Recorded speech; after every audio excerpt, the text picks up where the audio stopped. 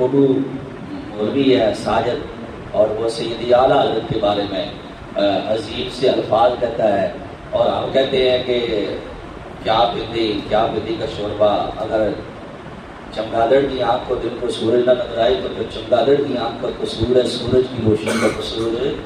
نہیں ہے۔ اعلیٰ حضرت کا فضان تو ایسا ہے، جاری و ساری ہے، کم از کم تمہیں اپنے اکابر علماء سے پوچھ لینا چاہیے تھا جو اعلیٰ حضرت کی تعریف کرتے نظر آتے ہیں۔ عبدالحی لکھنوی کی کتاب نصرت الخواطر کو پڑھ لینا تھا، اور پڑھ لینا تھا مولانا محمد ادریس کاندھلوی کو کہ وہ اعلیٰ حضرت کے بارے میں کیا لکھتے ہیں، پڑھ لینا تھا اپنے اشرف علی تھانوی صاحب کو جو اشرف الثانی میں 45 کے اندر اشرف علی تھانوی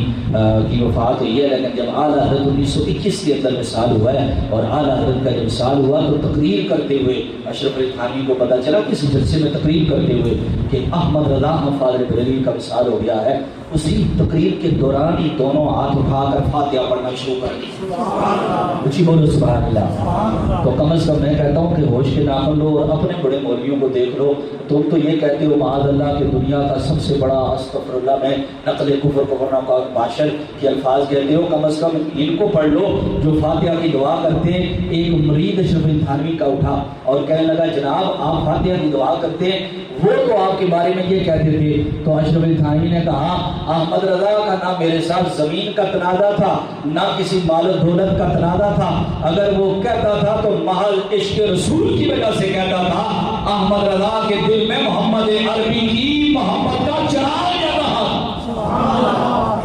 اور ہم ان کو کہتے ہیں، مولوی صاحب کو کہتے ہیں کہ یوٹیوب پہ مشہور ہونے کے لیے ایک انجینئر مرزا نہیں بڑے شوشے چھوڑے ہوئے ہیں، اب تم بھی گھوڑے دوڑا لو، لیکن یوٹیوب میں فالوورز کی دنیا اور ہوتی ہے، حقیقت میں محمد رسول کی دنیا اور ہوتی ہے۔ میں کہتا ہوں پوری دنیا کے قلم اٹھا کر اگر جناب لکھنا شروع کر دیں، لیکن میں کہتا ہوں اس ہستی کی قبر پر اللہ کتنی رحمت نازل کرتا ہوگا کہ جس نے ہمیں محبت کی زبان عطا فرمائی ہے کہ ادھر لب کھولتے ہیں اور اس کے لکھے ہوئے کلام کو پڑھتے ہیں تو پھر دل کی تاریں مدینے کے ساتھ جڑ جاتی ہیں۔ جس کا لکھا ہوا کلام کروڑوں زبانیں ہر جمعہ کو پڑھیں اور بلند آواز سے حضور کی بارگاہ میں سلام پیش کریں، اس لکھنے والے